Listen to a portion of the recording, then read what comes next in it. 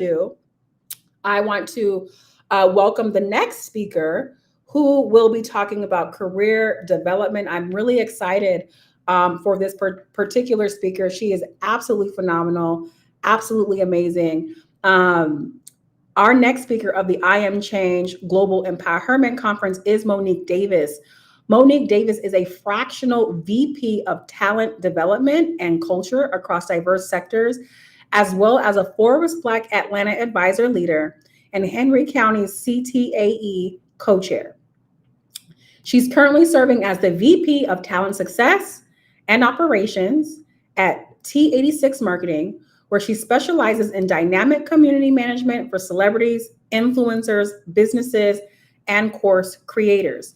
Her mission is to empower others through strategic development and training initiatives. When I tell you this is who you want to connect with, okay, especially those emerging leaders, the training and development is going to be key. Her session, I'm telling you, you don't want to miss this. You want to stay on for this one. As a matter of fact, send the link to a friend now so they can get all of the amazing gems as well. So without further ado, I want to bring Monique Davis to the stage. Thank you, Monique, for being here today. How are you? Hello, beautiful. I am happy to be here. Can you hear me and see me well? I can hear you and I can see you pretty well. I think there's a little light glare. I don't know if you're sitting by a window, Okay. but we can see you and we can hear you clearly. Okay. Awesome. Well, thank you so much for that introduction. I'm excited. I am so excited. I'm excited to be here. I'm grateful to be here. I'm humbled to be here. I think what you're doing, Nancy, is amazing. I told you before. I'll say it again. When you walk in collaboration, when you walk with other women, when you desire to think collab versus compete, you will always win. Yes. So there we go. Snaps and all that good stuff. Okay. So uh thank you so much. I want to get started. I want to make sure I can see everybody now. Okay, I can see people to the right of me. Okay, very Yes. good. Yes. Um, I'm going to get out your way so you can do your thing. awesome. Thank you so much, Nancy. Thank you. Okay, ladies and gentlemen, no woman left behind. Florence, I already like you, girl. All right, guys, she already gave my introduction. I don't have a lot of time here, so I am not going to go forth with all the accolades and accomplishments and things like that because that doesn't matter. What matters is how you leave people feeling in the first place. So I want to make sure I focus on how I'm going to leave you today. Is that all right? So somebody tell me in the chat room if that's okay. If that's okay, then I'm excited. Okay, I'm excited because I get a chance to share with you a little bit of wisdom that I received simply as a leader and as an individual contributor. And so I want to see who is in the room today. Who is in the room today? What is it that you do? Who are you? Can you put that in the chat? Introduce yourselves to me because I can't type to you. I can't chat with you. So I have to rely on your communication to me. So go ahead and share that with me. Mm. Hey, Karen. Karen from Barbados. Okay, okay. Stella, welcome in, Stella. Abisola, thank you so much. Halima, okay, good, good, good. So thank you guys for joining this session of career development, focusing on something that I think is very important, and it's called Unspeakable Joy. Unspeakable joy. And I know you're thinking to yourself, what in the world does unspeakable joy have to do with my career development? Well, baby, it has everything to do with it.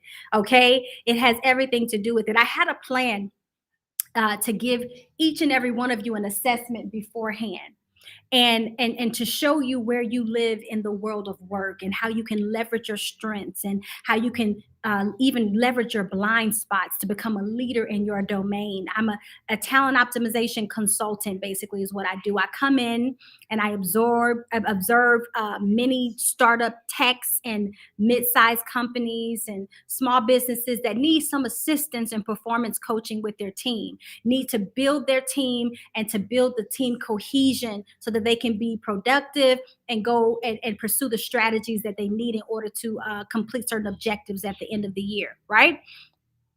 What I've learned is everything starts in your mind.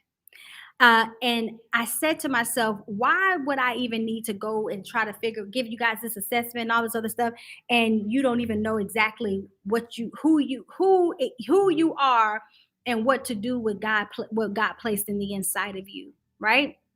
So if you're a leader, I want you to I don't know if we can raise our hands on this stage, okay? But if you're a leader, just let me know. Just say, "Hey, I'm a leader. I'm a leader. I'm a leader." If you're a leader, just say, "Hey, I'm a leader."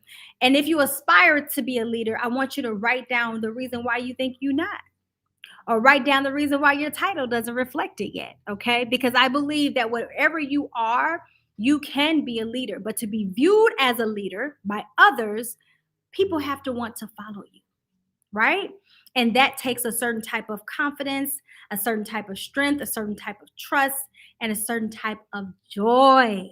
Okay, we're getting into it. So, where the joy comes from. So, I'm going to share with you that my speech has shifted into what I would say is something that is a reminder to you of certain things that you have in the inside of you. There's certain gifts, there's certain promises, there's certain gifts, there's certain talents that each and every one of you have in the inside of you, and you have either hidden them, you've dummied them down, you've forgotten about them, or you simply just ignored them because maybe you didn't believe it, or perhaps you ignored them because of fear. Okay. And we all know what fear is, right? Fear is false evidence appearing real. Okay. That's what fear is. And so I want to make sure, I feel like for some reason, I don't know if this chat is connected or not. If you can hear me, please say something in the chat or something so I can make sure that things are working properly, because it seems a little quiet, and I want to make sure. So maybe the chat is coming from the top, y'all. There we go. I couldn't see anybody. There we go. There we go. Yes. Okay, I can see everybody now. Hey. There we go. Okay, so I got you. Hi, Halima. There we go. Very good. Cheers to God. There we go. Okay. All right. Ayo, me day. Thank you so much. Whew, I was getting nervous. Okay, so I had my chats backwards, but what I was talking about was fear. Okay, so fear is false evidence appearing real, right? Fear is something that literally stops a lot of us from becoming the leaders that we're supposed to be. Each and every one of you, yes, you're supposed to be a leader in something. I don't care what it is, but you're going to be a leader in it. You're supposed to be a leader in it. And there's a story from one of my favorite books, okay? And it's a biblical story. And it's in Judges. It's about a man named Gideon. Anybody know Gideon? In the story of Judges, is it Judges chapter 6, before they even introduce Gideon, they start talking about how the Israelites were doing things opposite to their destiny. They were given this land by God himself, but they began to blend in and to dummy down their anointing. They began to forget that they were the chosen people of the Most High God. They began hiding their gifts and their true identity and picking up false ones and worshiping false gods and succumbing to the things in that atmosphere, in the land that they were given. Now, this is their land, but they're doing the things that other folks doing that they're supposed to be helping out. Imagine coming into a job and the manager comes to you and says, I'm going to make you ruler of the marketing department, which is the marketing manager, the marketing director, the marketing VP. I'm going to make you the ruler of the marketing department. So you get this thing, and then you come in and it's a hot mess. It's toxicity, it's gossip everywhere. People are doing all these crazy things, and you come in supposed to fix something, and you come in and you begin to be toxic. You begin to gossip. You begin to succumb to some of the mess that's in the office. That's what's happened to a lot of you. Can I keep it real? Is it okay if I keep it real? Because now I see you in the chat, so I can keep it real. I know I'm talking to somebody now. Can I tell you that some of you are in a place where you need to overcome fear and embrace your leadership? Can I tell you that some of you are in a place where you have conformed to the things of the corporate world and you forgot about the gifts and talents that you're supposed to bring in there to squash some things, to cancel some things? You forgot about that. And I came here to remind you. Is that okay, Halima? Dr. Janae, is that okay? Thank you. So how many of you have been given access into rooms above your pay grade? I'm talking about corporate elevation, promotions, opportunities that you absolutely, positively weren't qualified for. Can I tell you a story? You see, when I got into corporate America, I had no college degree. I was an ex-stripper. I was an ex-dope boy's girlfriend. I was a lot of ex-somethings, but I was never a corporate anything. And I got into corporate America. And when I walked into the door, I told myself, I don't care what is going on in this place. I am going to walk into my full pieces of excellence. Every bit of excellence that belongs to me, that God gave me, I'm going to walk into it. I don't know how I'm going to do it, but I'm just going to walk into it. And I got into this corporate position as a talent acquisition coordinator.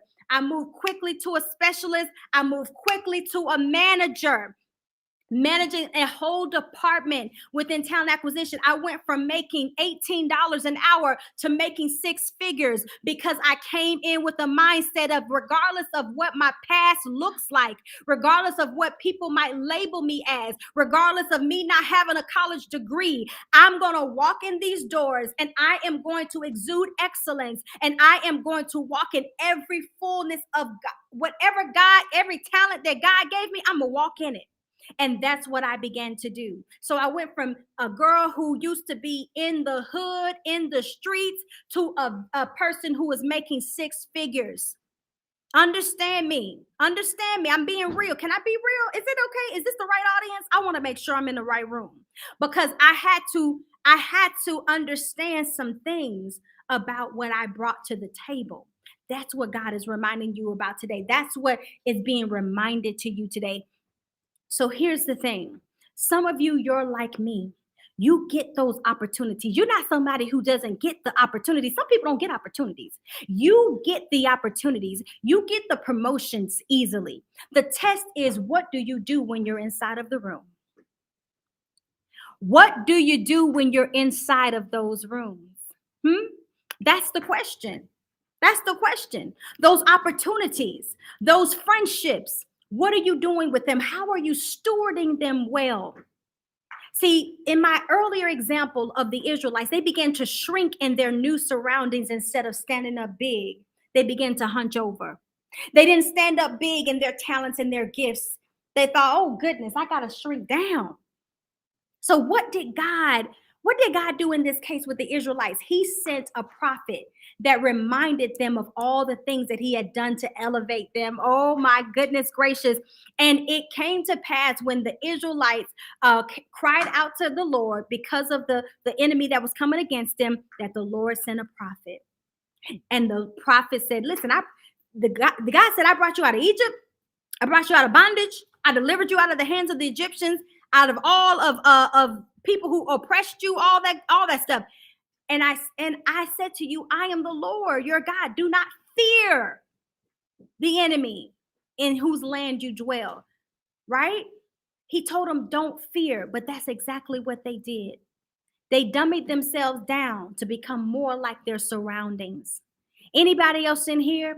Anybody else in here? I've come all the way. Listen, I'm at another conference. It's so funny because I double booked myself. But I double booked myself. Here's why. Because when Nancy presented this opportunity to me, I said, I'm speaking at another conference right now. This is the conference I'm speaking. I'm speaking at another conference, but I have a little break. And in that break, I'm going to come in and show them what God had put on my heart to share with them. Can I tell you that I've come here? I have come here all the way to wherever you are, to your living room, to your bedroom, to your office room, to your car ride, through these internet streets to tell you that God says no more fear.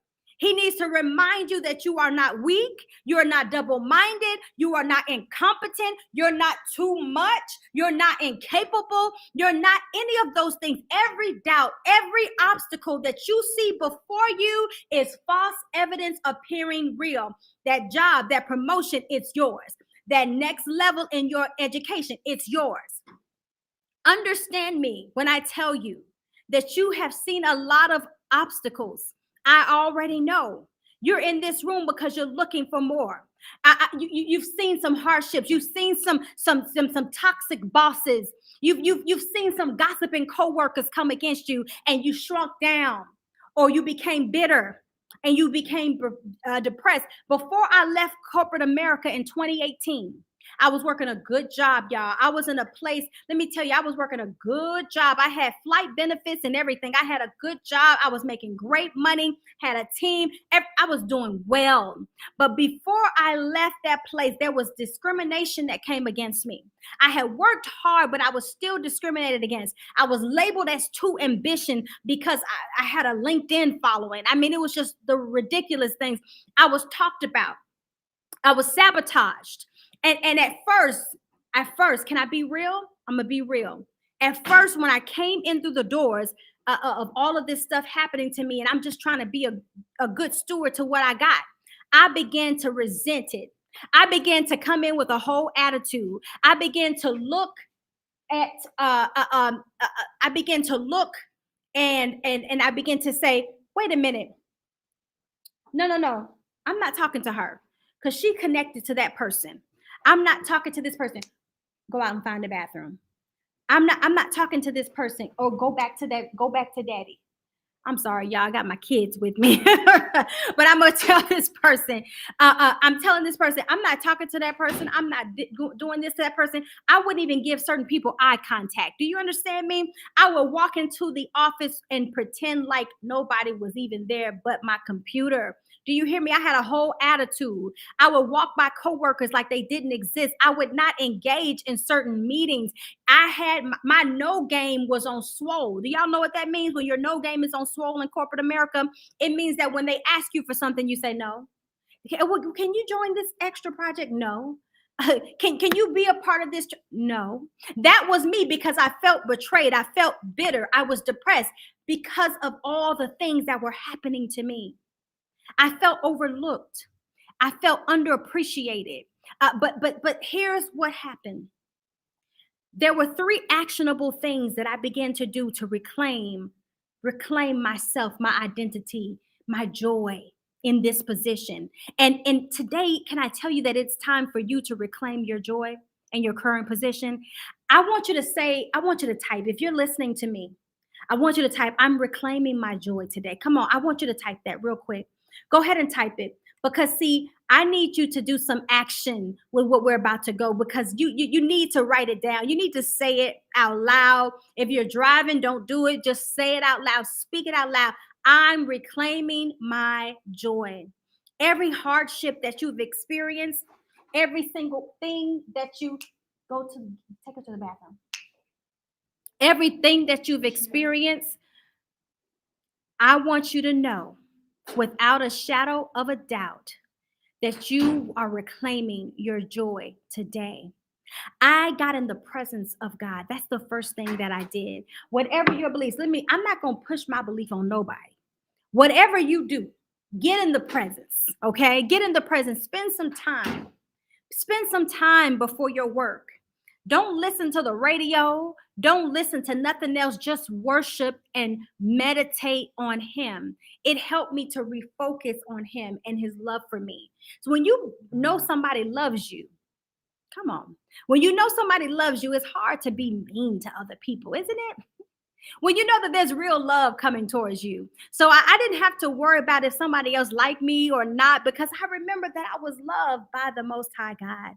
And I started to begin to receive that. And when I did, I began to say yes to some stuff. What was in my capacity, I said yes to. Okay, I don't know where I'm at with time. Okay, let me keep going. Whoa, whoa, whoa, whoa, whoa. Okay, there we go. I'm looking at the time. I got you. So my heart began to change, to shift.